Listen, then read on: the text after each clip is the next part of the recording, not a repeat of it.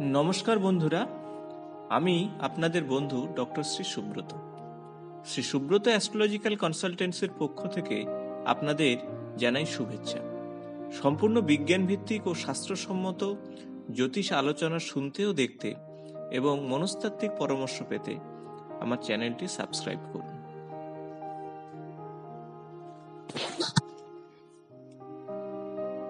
আমাদের প্রাচীন জ্যোতিষ গ্রন্থে 9টি গ্রহের উল্লেখ আছে।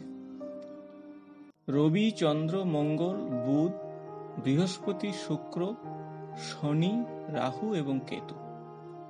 এর মধ্যে আমরা জানি জ্যোতির্বিজ্ঞান মতে রবি গ্রহ নয়, চন্দ্রও গ্রহ নয়।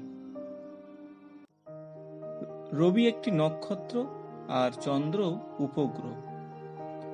আর রাহু এবং কেতুর কোনো অস্তিত্ব নেই, এরা আসলে দুটি বিন্দু, কিন্তু জ্যোতিষশাস্ত্রে এদের গ্রহ হিসাবে ধরা হয়।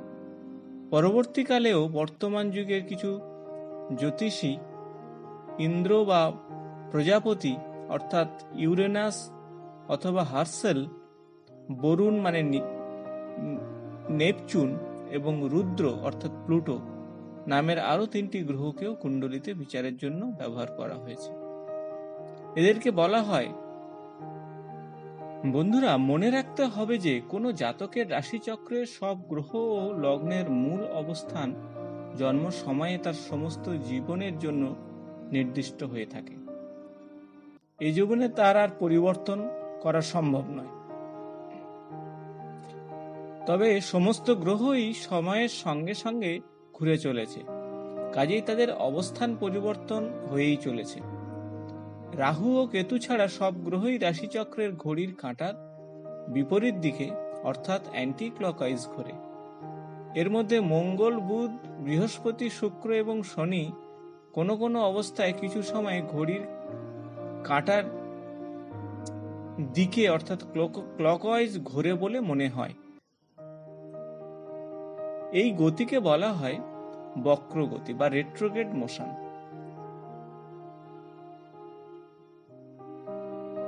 বন্ধুরা, আজ আমি আলোচনা করব আপনাদের সঙ্গে বুধ গ্রহ সম্পর্কে।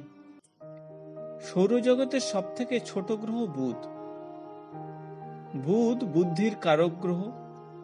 অন্যান্য গ্রহগুলির বিভিন্ন সমন্বয়ে শুভ অশুভ ফল প্রদান করে থাকে এই বুধ, কিন্তু বুধ এককভাবে শুভ স্থানগত হলে শুভ ফল প্রদান করে, আবার অশুভ স্থানে থাকলে অশুভ ফল প্রদান করে। সাধারণত বুধ থেকে আমরা বিচার করি পরিহাস, বালক সুলভ কথাবার্তা, বাক শক্তি, বুদ্ধি, স্মৃতিশক্তি, অস্থির চিত্ততা, বিচার বিশ্লেষণ, ভালো মন্দ বিচার করার ক্ষমতা, মুদ্রিত রচনা, খবর, তত্ত্ব আদান প্রদান, সংবাদ, হিসাবরক্ষক, লেখক এবং জ্যোতিষবিদ্যা বা জ্যোতির্বিদ্যা ও গণিত শাস্ত্র, বাণিজ্য, ত্বক, স্নায়ু, নাক এবং গলগ্রন্থি যেটা থাইরয়েড গ্ল্যান্ড এবং নিঃশ্বাস, সর্দি, জিহ্বার রোগ ইত্যাদি বিচার করা হয় এই বুধ থেকে। বুধের অপর নাম সৌম, কেউ কেউ হেম, সুমসুত, চন্দ্রসুত এবং চন্দ্রজ প্রভৃতি নামে ডাকা হয় এই বুধকে। তো বন্ধুরা, বুধের মিত্র গ্রহ হলো রবি, শুক্র,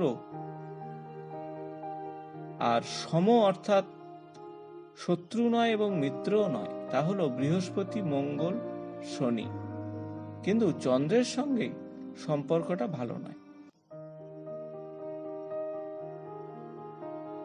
তো এই ভিডিও থেকে আমরা দেখে নেব দ্বাদশ রাশিচক্রে বুধ কোথায় কিভাবে থাকলে তার কি ফলাফল হবে। মূলত আলোচনার বিষয় হবে যদি অশুভ বুধ দ্বাদশ চক্রের লগ্ন থেকে এবং দ্বাদশে বিভিন্ন ঘরে থাকলে কি ফল দেবে এবং সেই অশুভ ফল থেকে কিভাবে আপনারা রেহাই পাবেন তার টোটকা নিয়ে আলোচনা করব এই ভিডিওতে।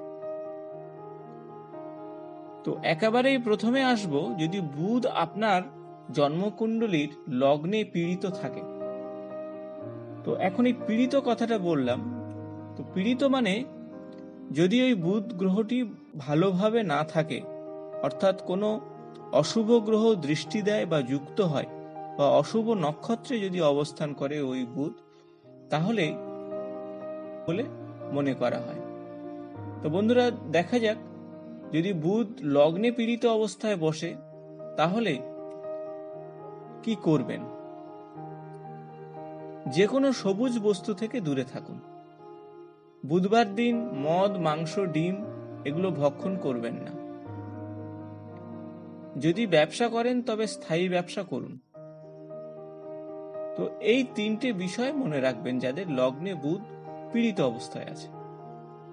যদি লগ্নের পরের ঘর অর্থাৎ দ্বিতীয় স্থানে বুধ পীড়িত থাকে, তাহলে আমি বলবো প্রতিদিন 5টি তুলসী পাতা সেবন করুন।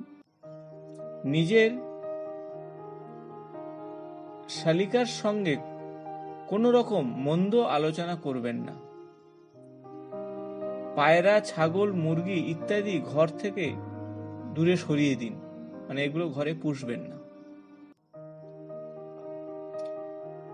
এর পরে আসবো, যদি আপনার রাশিচক্রের তৃতীয় অশুভ অবস্থায় বুধ থাকে, সেক্ষেত্রে কি করবেন। প্রত্যহ লবণ দিয়ে দাঁত মাজুন। পাখিদের চাল, গম জাতীয় কিছু খাওয়ান। আর শ্বাসকষ্টের রোগীদের কিছু পারলে ওষুধ প্রদান করুন বা ওষুধের জন্য কিছু পয়সা প্রদান করুন। যদি আপনার জন্ম চার্টে বুধ চতুর্থে থেকে অশুভ অবস্থায় থাকে, অর্থাৎ অশুভ বুধ চতুর্থে থাকে, সেক্ষেত্রে বলবো সোনা অথবা রূপোর গহনা পরুন। প্রতিদিন কপালে কেশরের তিলক লাগান। আর বুধবার দিন আপনার কাছাকাছি কোনো বাঁদরকে বা বানরকে খেতে দিন। এখন আসবো, যদি বুধ পঞ্চমে অশুভ অবস্থায় থাকে, সেক্ষেত্রে কি করবেন। সাদা সুতোতে একটি তামার পয়সার মধ্যে ফুটো করে সেটি গলায় পরুন। অপরিচিত কোনো মানুষদের, অর্থাৎ বড় মানুষদের বস্ত্র এবং শিশুদের খেলনা দান করুন। আর গরুকে শাকসবজি খাওয়ান। তাহলে এই পঞ্চমে অশুভ বুধের অবস্থান তার দরুন যে অশুভ প্রভাব, সেই অশুভ প্রভাব থেকে আপনি বেঁচে যাবেন।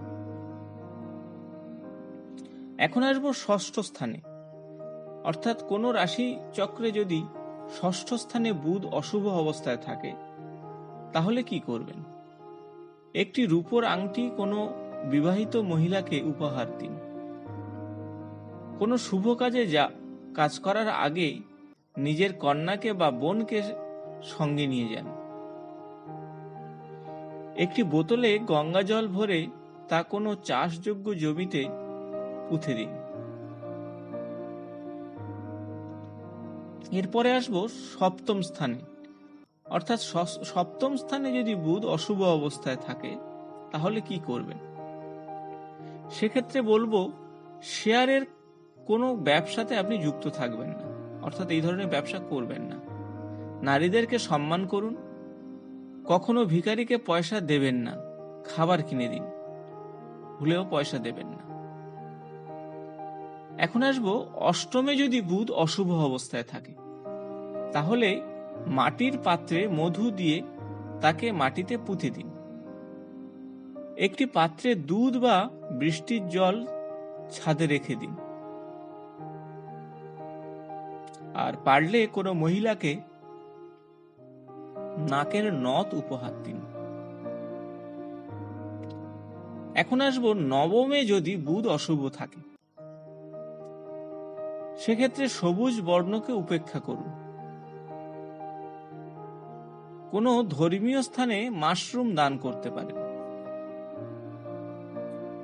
ফকিরের কাছ থেকে কিছু গ্রহণ করবেন না। তো বন্ধুরা, এখন আসবো দশম ঘর নিয়ে।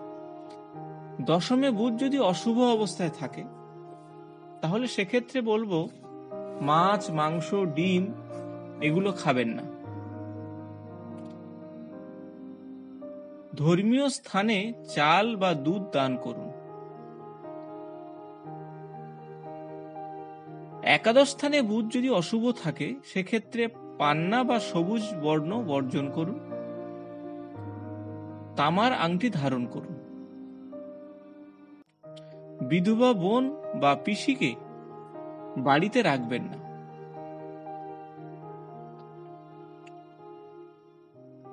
এখন আসবো দ্বাদশ ভাবের ক্ষেত্রে। অর্থাৎ দ্বাদশ ভাবে যদি বুধ অশুভ অবস্থায় থাকে সেক্ষেত্রে স্টিলের আংটি অনামিকাতে ধারণ করুন। কোনো পাত্রে কেশর ভিজিয়ে রাখুন এবং সেই জল দিয়ে স্নান করুন। এবং শেষ হলো, কোনো কাজ করার আগে মাতা পিতার অনুমতি নিন ও প্রণাম করুন। তো বন্ধুরা, এই দ্বাদশ রাশিতে অর্থাৎ দ্বাদশ ভাবে বুধ যদি বিভিন্নভাবে অশুভ থাকে তার ফল কেমন হবে সে বিষয়ে আমরা ছোট্ট করে এই ভিডিও থেকে জেনে নিলাম। বন্ধুরা, যদি ভিডিওটি ভালো লেগে থাকে তাহলে বন্ধুদের সঙ্গে শেয়ার, লাইক ও কমেন্টস করতে ভুলবেন না। নিয়মিত আমার চ্যানেলের আপডেট পাওয়ার জন্য সাবস্ক্রাইব করে বেল বাটনটি প্রেস করবেন। আজ এই পর্যন্ত, নমস্কার।